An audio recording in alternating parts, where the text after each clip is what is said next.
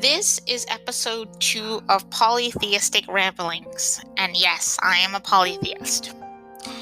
And this episode is going to be about how my online friend has tried to convince me to give up on being a polytheist, and why I fought against that, and I'm still fighting against that, but also how and why I was hurt by his actions.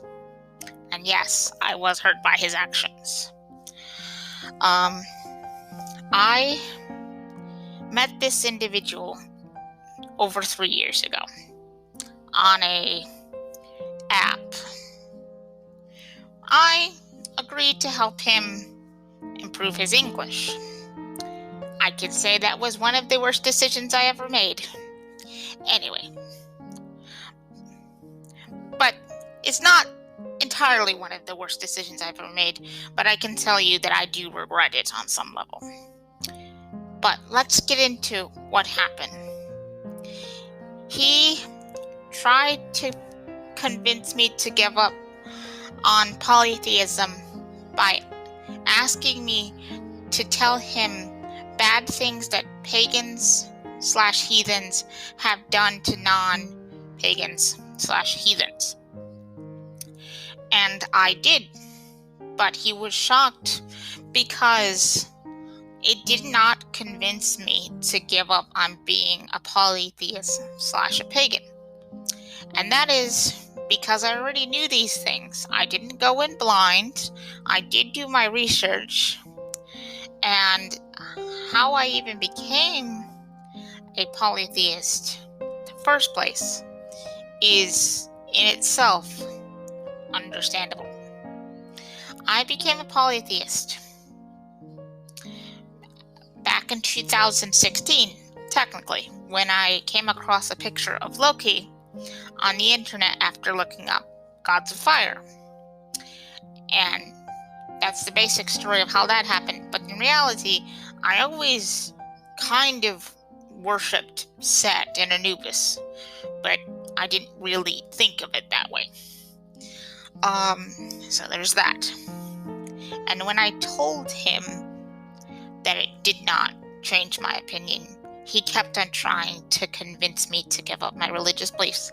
And I was hurt by that, but I didn't tell him this up until a few months ago. And we've been fighting out, and we've been fighting about it ever since. Because he's still trying to do it, and I'm still annoyed and angry about that. I value my emotions, and I value being able to express my emotions, and I do not like being silenced. So there's that. But he thinks everyone should want to love psychology, to be interested in psychology and philosophy. But there are a few scientists who believed psychology wasn't sorry, I'm losing my train of thought. Who believed that philosophy is bullshit. Those scientists, some of them anyway, are Neil deGrasse Tyson, Richard Dawkins, Stephen Hawking,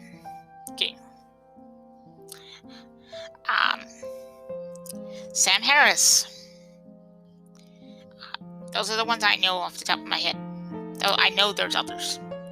Jordan Peterson. They feel philosophy is complicated.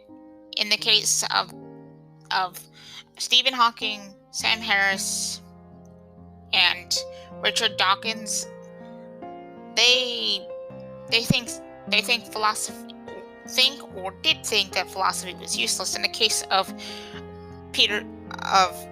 Jordan Peterson, he thinks philosophy is important, but he's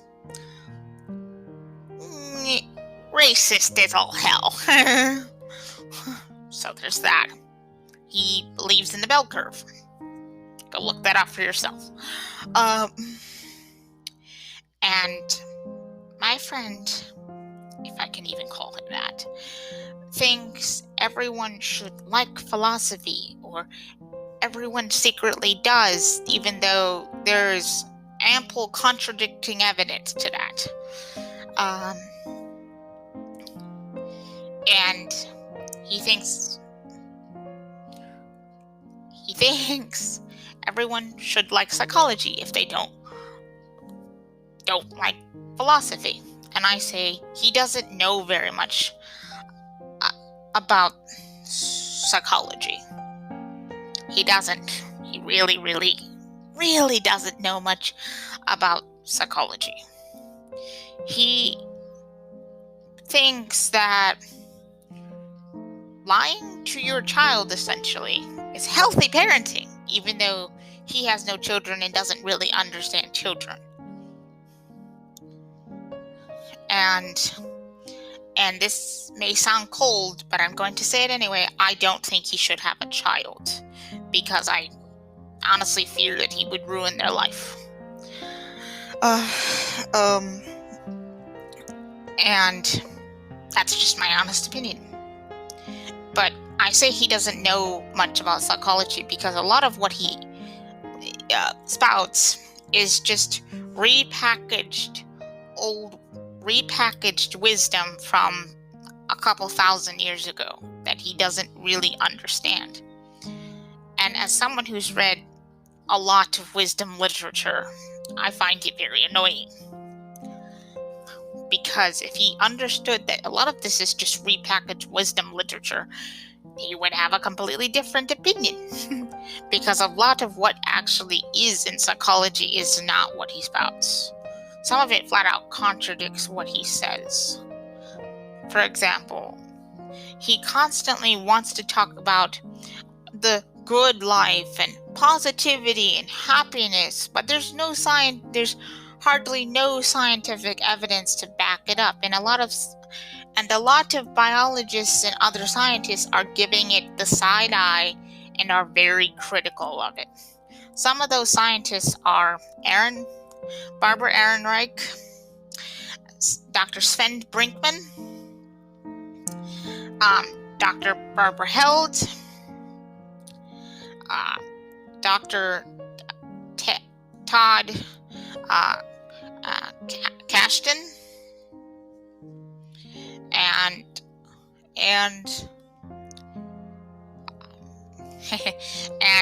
Dr. James Coyne. They are opposed to this idea.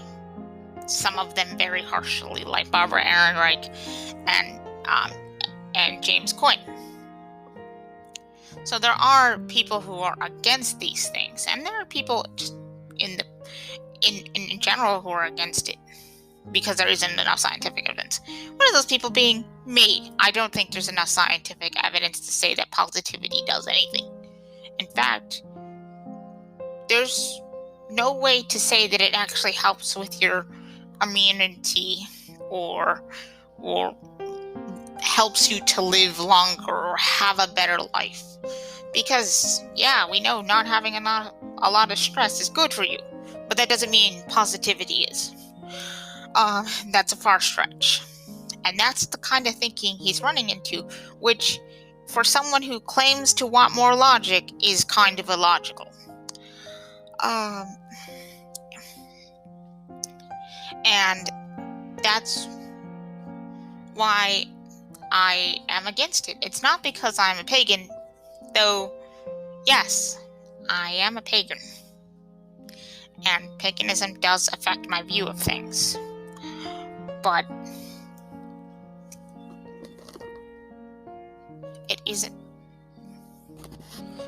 because...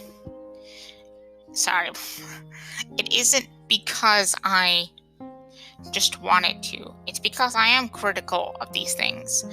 And that's what led him to accusing me of hating on everything he likes, simply because I pointed out that psychologists sometimes get things wrong, and sometimes they buy into the hype just like normal people do. because they are people as well, and they can be guilty of not doing enough research, and just as Dr. Martin E.P. Seligman said, the science will just catch up, except that makes no sense. Shouldn't your research be backed in science and not just say that the science will catch up eventually, even though it hasn't? It hasn't. And a lot of articles and people have overblown what limited research there actually is. And yet they are still trying to tout these ideas, even though there's no real research or evidence for them. In fact, there's a lot of contradictory evidence, as this one scientist that I can't remember the name of said. You can find an example of a manipulator, as well as you can find an example of an altruistic person. You can find an example of the worst kind of predator in the world, as you could find an example of the most humble person who will do everything for everyone. And that's the problem. Because positivity is just not for everyone. Especially not if you're of a minority and you joined a minority religion. And that is true for me. I am a disabled person, and part of the reason I became a pagan, besides just being called to Loki, is that I'm a disabled person, and being a Norse pagan felt like finally being accepted from me for just being me, without this idea of, oh, you need to keep trying, you need to just try to get better, even though that's never gonna happen. I've been disabled since I was born, and I will always be disabled. I don't want a cure. I don't want help. I don't need you people. I don't need people's help. I'm fine with who I am. Though I don't believe there is an inner you, essentially. I don't buy into this positivity bullshit because I don't think there is enough evidence. As I said, there isn't enough evidence to support a lot of these concepts, like positivity helping with immunity and helping to prolong life, though that sounds like a panacea. And as I said, my friend doesn't understand that psychology is way more complicated than he tries to portray it as, and like people who he likes portray it as being. It's more complicated. It's sometimes darker, and a lot of the time psychologists flat out get things wrong because they are so desperate to have their idea confirmed, even though that's confirmation bias. And this is the trap that my friend falls into, unfortunately. He wants people to be like him, to think like him, to act like him, and like the people he looks up to. But he cannot accept that people are different, that people can't always have a positive outlook, that they don't want to live the good life, that they don't have this inner want to be something that they're not. They don't get up in the morning and constantly wonder why they're doing what they're doing, but rather just accept that they're doing it and move on. And that's how I think. I just accept the fact that I am doing something and move on. I don't try to question every little thing, because I know and accept that there isn't always an answer. And even if there was an answer, I don't necessarily want to know that answer. And that's the life I choose to live. But that's not a life he accepts. He wants everyone to want the good life, to want to be an entrepreneur. He wants everyone to want to be a CEO, even though I personally think capitalism and CEOs and big business should not exist. But I digress. And this is where I'm going to come almost to an end. What I will finally say is that my final thoughts and words are these. People should just try to accept themselves and maybe stop looking inward. Maybe start looking outward at the world. Look at the problems. Look at the big picture. Stop turning inward and start looking outward. Maybe some people just shouldn't focus on themselves sometimes. Focusing on yourselves is not the only important thing. If I can get one person to understand that focusing on yourself is sometimes not the best thing to do, that would be amazing. And that is the end. This is the end for now.